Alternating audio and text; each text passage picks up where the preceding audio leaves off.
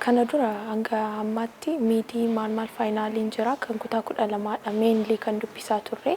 Amma kana booda garuu barsiisonni keenya manni barumsaan keenya moodeelii garaa garaa nu kennaa jira. Kan innaa ta'u immoo kan 9 kan 10 kan 11 fi kan 12 moor dubbisaa jirra jechuudha. Kanaafuu kana booda kan jiru irratti mooritti qophaa'aa jirra. Gaaffileen garaa garaa kutaa keessatti illee waan nu kennamaniif isaan irratti moor focused ta'anii amma irra caalatti qophaa'aa jirra hamma humna keenya. Qabxiin kana fida sanan fida exactly jechuun danda'u garuu qabxii bareedaa nan fida. Qabxii maatii koos mana barumsaa koos ni boonsa jedhee kan nayyaadu nan fida jedhee yaada. Qabxii gaarii fiduudhaaf wantoota adda addaa fayyadameetiin qophaa'aa jira. Haga har'aatti hoggaan barnoota baradhu kan kutaa 9 kaasneetiin qoramna waan ta'eef isaan wal faana deemsisaan dubbisaatti dhufe kan inni irratti fokus gochaatii ture garuu kutaa 12dha. Sababni isaas kutaa 12 haga yeroo kanaatti xumuruudhaaf jirra waan ta'eef ergan kana xumuree booda immoo kutaa 12 amma barnootas qo'annaas wal faana xumureera waan ta'eef irra deebiidhaan immoo kan dura kutaa 9 hanga 11tiin wal faana dubbisaa dhufe san immoo irra deebi'ee sirriitti irratti qophaa'aa jira jechuudha. Bara darbee mana barumsaa kana keessatti qabxiin olaanaan dhufeera. Isa fakkeenya godhannee qabxii isa irra caalu immoo fiduudhaaf gareedhaanis taanee gaaffilee adda addaa hojjechaatiin jirra. Manni barumsaatis immoo moodeelota adda addaa nu qoraatii jira. Isaanis qabxii keenya fi performaansii keenya madaalatee deematii jirra jechuudha. Kun immoo qabxii gaarii akka finnuuf argisiistuu keenya jechuudha. Baratoota wajjinis dhuunfaadhaanis wal gargaarree qo'achaa jirra jechuudha. Karoora baafannee akka xumuruu dandeenyutti kan biraan moodeelota adda addaa fudhachaa jirra. Kanaan duras bara darbes fudhanneerra kana boodas ganaa fudhannaa jechaadha. Inni kun immoo haala gaariin akka qophoofnu sababneef hin hubanne adda baafnee akka beeknuuf fi qormaata kana akka sirriitti hojjennuuf nu gargaara jechuudha. Walumaa galatti haala bareedaa ta'een qophaa'aa jirra. Dhuunfaa yeroon qo'adhu karoora mataa koo baafadheen karooraan sa'aatiis karoorfadheen gosa barnootaattis karoora baafadheen haala na barbaachisu nan qo'adha. Iddoo na dhibe immoo barattoota hiriyyoo tokko nan gaafadha. Isaan waliinis iddoo na dhibeetti hin qo'annaa gaaffii adda addaa immoo yeroo qo'annee kaanis isaan wajjin hojjenna. Haala kanaa yeroo deemnu beekumsa keenyas wal jijjiirraa wanti haaraa nutti ta'u sin jiru jechaadha. Isa tokko kan hubate inni kan biraan hubatu waan ta'eef beekumsa wal jijjiirraa deemna. Ani yeroo baay'ee haala kanaa nan qo'adha. Yeroo jalqabaatiif bara 2017dha barattoota 148 qormaata biyyoolessaa kan inni kenne. Qormaata sanaanis akkuma guutuu biyyoolessaatti milkaa'ina addaati kan nuti arganne. Milkaa'ina nuti arganne barattoonni nuti qorre hundumti isaanii qabxii olaanaa fidanii yuunivarsiitii seenanii jiru. Sana qofa immoo otoo hin taane damee saayinsii hawaasaatiin akkuma biyyaatti iyyuu barataan qabxii olaanaa galmeesse barataa mana barumsaa keenyaati.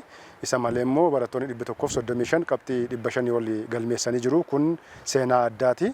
Kanaaf seenaa kanarraa kaanee bara kana immoo daraan qabxii kanaa oliyyuu galmeessuudhaaf qophii addaati kan nuti gochaa jirru. Qophiilee nuti gochaa jirru tokkoffaan qabiyyee barnootaa yerootti xumurudha waan nuti hojjennu inni jalqabaani. Kanaaf amma qabiyyee barnootaa ji'a guraandhalaa kana gaafa 30 ni xumurra. Qormaanni biyyoolessaas as dhiyaachuu waan danda'uuf isa kana ni xumurra. Kana gochuudhaafis maal gochaa turre fulbaanumarraa kaasneeti wayitii barnootaatti daballeeti kan nuti barsiisaa turre. Wayitii barnootaa silaa barsiifamee caamsaa keessa xumuramuudhaa qabe ofii keenya wayitii barnootaa gosoota barnootaa qormaata biyyoolessaa irratti dhufan kanatti daballee yeroo barnootaa immoo ganama sa'aatii tokko walakkaatti kan eegallu. Akkaataa kanaatiin barsiisotaa fi barattoota keenya wajjin walii gallee qabiyyeen barnootaa hin xumurama. Gaaffilee isaan rakkisu barattoonni gaaffilee qormaata biyyoolessaa kana ejjetanii yegguu isaan rakkisu halkan sa'aatii kamittuu yoo ta'u barsiisota isaaniif achirra kaa'u. Barsiisonni immoo ibsatti godhaniiti barattoota isaaniif deebisu. Bifa kanaatiinis barsiisota isaanii qunnamanii barattoonni keenya akka isaan qophaa'an gochaa jirra. Kanarratti leenjii adda addaa leenjii xiinsammuu barattootaa cimsuu ni kenninaa fi yeroo yerootti ji'aan gamaggamaa deemna. Hojiin kun yookiin immoo qophiin isaanii maal akka inni fakkaatu kan biraan kan nuti goone amma ammaatti shaakala irraa dhufa. Qormaanni biyyoolessaa milkaa'uun shaakaladha. Kanaaf amma ammaatti moodela qormaata biyyoolessaa istaandardii qormaata biyyoolessaa kan ta'e moodela 2 kenninee jirra. Jalqaba fulbaana irratti akkuma isaan dhufaniin kenninee fi qabiyyee kutaa 9 kutaa 10 kutaa 11 guutummaa guutuutti qorree jirra.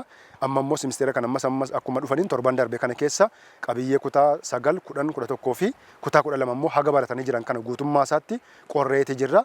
Kanaaf ammas akkaatuma kanaan ji'aan itti fufna moodela kana qoruu. Amma guyyaa qormaanni biyyoolessaa qoruuf dhiyeessunutti barattoota keenya ji'a kan qoru ta'a yoo xiqqaate gara fuulduraa kanatti moodela 4 qoruuf deemna. 2 ofii keenya 2 immoo biiroon barnoota Oromiyaa kan qopheessu. Haga kana ijoolleen qormaata yoo qoraman qormaatuma biyyoolessaa jechuudha. Moodelli nuti qorru qormaata biyyoolessaa kan caalu malee sanaa gadi miti.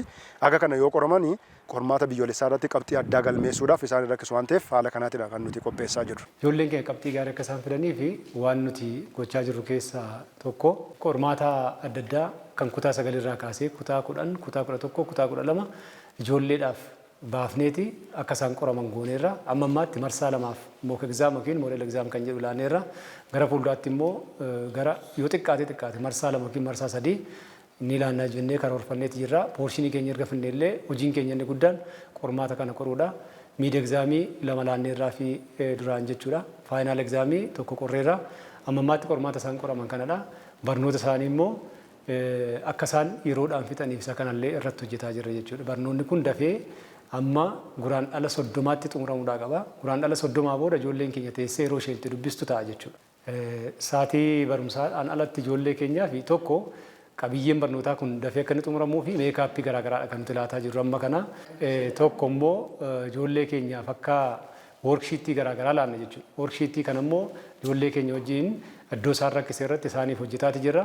Ijoollee keenya kanaaf immoo haala qayyabannaallee mijeessuudhaaf jecha ijoolleen amma shiiftii ganama bicha baratanii shiiftii waarii booda immoo yeroo qayyabannaadhaaf akka isaan godhatan kaallee manni barumsaa isaaniif haala mijeessee kanaa illee hojjetaa jirra. Isa kana ijoolleen keenya warra barreen gaddaadhaa gadi hin fidan jennee mayaanna. Sababni isaa isaan suniyyuu haala mijataa hin taane keessatti haala haaraa keessatti sana fidan. Ijoolleen kun immoo daandii kan isaanitti agarsiisu argameera jechuudha. Warri duraa jiru waan ta'eef warra qabxii barreen gaddaa fidan akka mana barumsa kanaatti qabxii 578dha. 8 sanaa ol kan dhufe kanatti amma immoo mana 80 keessa mana 90 keessa 590 keessa akka isaan fidan kan expect goonu ijoollee keenya irraa jechuudha.